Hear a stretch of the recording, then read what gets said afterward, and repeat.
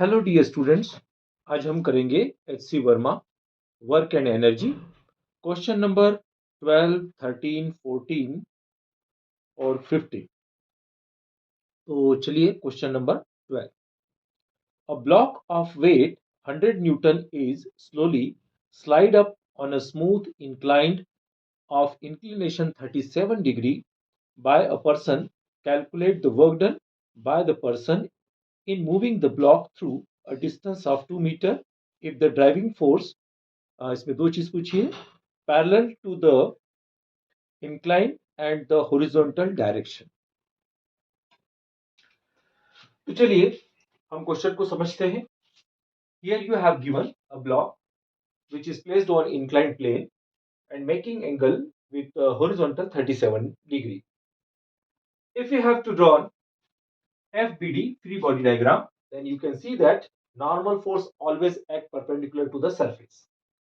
And here mg cos 37, because exactly downward direction, weight of the body is acting downward direction, then we have to resolve in two components, mg cos 37, mg sin 37. Okay, here mg, in the place of mg it can be put here 100. Okay, तो यहां पर अब सबसे पहले हम ये देखते हैं, whenever we have to drive one, मतलब अप साइड ऊपर की ओर खिसकाना है हमें और धीरे धीरे खिसकाना है। तो इसका मतलब ये है कि हम इसका डिफरेंस लिखने के बजाय अप्रोक्सीमेटली दोनों एक दूसरे के इक्वल है। एफ किसके इक्वल है आपका 100 साइन 37, ये 137 के इक्वल है। तो अब क्या हो जाएगा यहाँ पर एफ इक्वल टू 100 और साइन 37 की वैल्यू कितनी हो जाएगी, साइन 37 की वैल्यू हो जाएगी 3/5। तो ये कितना हो जाएगा आपका फोर्स हो जाएगा 60 newton. Then what is the work done, अब वर्क डन हमारा फोर्स इनटू डिस्प्लेसमेंट, तो 60 आपका फोर्स हो गया और displacement how much 2 metre is given, then work is 120 joule. ये तो हो गया हमारा फर्स्ट केस। अब रहा सेकेंड केस। तो सेकेंड केस में क्या करना कहा है, उसने कहा है कि आपका जो इंक्लाइन प्लेन पर जो बॉडी है वो किस डायरेक्शन में इसको फोर्स लगाना है, हमें इस डायरेक्शन में लगाना है। लेकिन इस डायरेक्शन में लगाने के साथ साथ हमारा वर्क इस डायरेक्शन में तो नहीं होगा, खिसकाना तो हमें ऊपर है। तो ये हो गया आपका 37, वैसे कि वैसे ही आपका ये mg और ये नॉर्मल फोर्स, और यहां पर ये जो आपका F लगेगा वो भी रिजॉल्व होगा दो पार्ट में, mg cos theta, mg sin theta, और इस F का ये भी आपका 37 ही बनेगा। कैसे बनेगा जरा देख लो, 37 तो ये 90 माइनस, क्योंकि ये कॉम्प्लीमेंट्री है दोनों, तो 90 माइनस 37 तो ऑब्वियसली ये 37। अब ये 37 हुआ, दोनों 90 डिग्री है, तो ये 90 माइनस 37 तो ऊपर जाकर के वापस से 37 बन जाएगा और ये हो जाएगा आपका F cos थीटा मतलब 37। कंडीशन वैसी ही है क्योंकि बॉडी को धीरे धीरे धीरे खिसकाना है।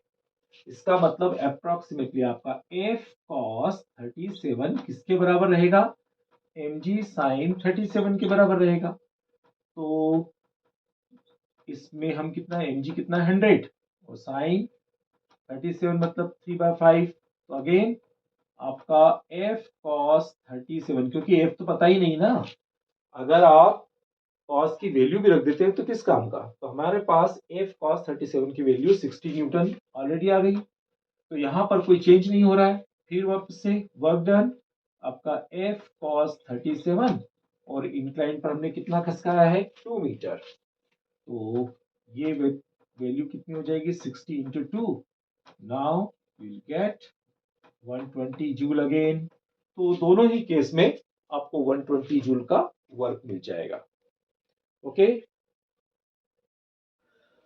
चलिए next question. Find the average frictional force needed to stop a car weighing 500 kg in a distance of 25 meter if the initial speed is 22 km per hour. तो हमें चाहिए इसमें find the average frictional force. अब obviously कि frictional force जो होता है किसी बॉडी के मोशन के अपोजिट डायरेक्शन में होता है। मोशन इस तरफ हो रहा है तो फ्रिक्शनल फोर्स आपका इस तरफ हो रहा है। तो अब हम क्या करेंगे इस पर हमारा जो वर्क एनर्जी थ्योरम है, वर्क एनर्जी थ्योरम क्या होती है कि जो वर्क डन होता है वो आपका चेंज इन काइनेटिक एनर्जी।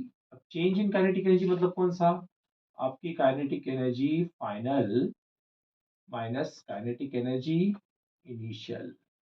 यहाँ मैंने FIN करके लिखा है और यहाँ पर इन करके लिखा हुआ इनिशियल।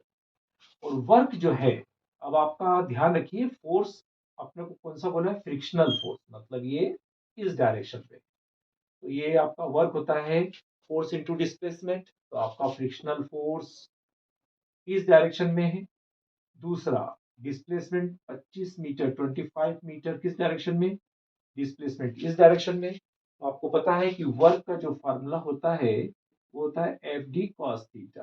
तो एंगल कितना बनेगा, दोनों की डायरेक्शन अपोजिट है मतलब 180 cos 180 डिग्री।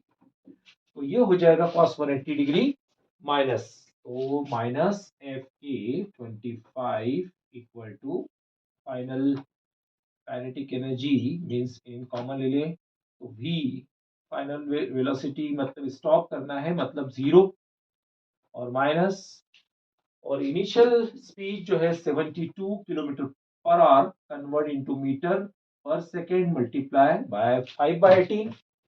तो कितना हो जाएगा 20 मीटर पर सेकेंड हो जाएगा और इसका स्क्वायर।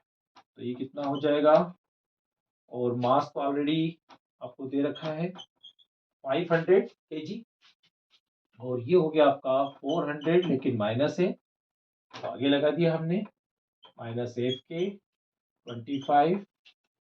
तो ये कितना हो जाएगा 200 minus minus cancel FK,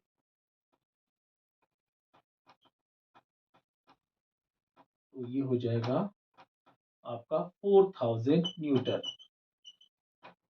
4000 Newton आपको नेसेसरी फ्रिक्शनल फोर्स लगेगा, इसका answer. Question number 14, find the average force needed to accelerate a car weighing 500 kilogram from rest to 72 kilometre per hour in a distance of 25 metre. Question में कहीं कोई तब्दीली नहीं है, सिर्फ फर्क इतना है कि यहाँ पर भी नेगेटिव नहीं रहेगा और यहाँ पर आपकी ये जीरो नहीं रहेगी और ये आपकी जीरो रहेगी। पूरे डाटा वैसे की वैसे ही चलेंगे। तो यहाँ पर सिर्फ आपका कॉस जीरो हो जाएगा तो आपकी वैल्यू में कोई आंसर चेंज नहीं होगा, 400 न्यूटन ऑलरेडी आ जाएगा। यहाँ पर आपका 1 हो जाएगा सेम टू सेम, और सिर्फ यहाँ पर आपका चेंज होगा, यहाँ पर आपका 20 हो जाएगा 20 स्क्वायर और ये आपका 0 हो जाएगा। बाकी कहीं कोई बदलाव नहीं है, सो देयरफॉर आंसर आपका 4000 न्यूटन ही रहेगा, कोई बदलाव नहीं है। Question number 15. A particle of mass small m moves on a straight line with its velocity varying with the distance traveled according to the equation v equal to alpha root x, where alpha is a constant. Find the total work done by all the forces during the displacement from x equal to 0 to x equal to d. चलिए बहुत आसान सा question है। तो हम क्या करते हैं, सबसे पहले हमारे पास ये कंडीशन गिवन है v equal to alpha root x. तो हम क्या करते हैं, सबसे पहले squaring both the side, v square alpha square और ये हो गया आपका x, differentiate both the side,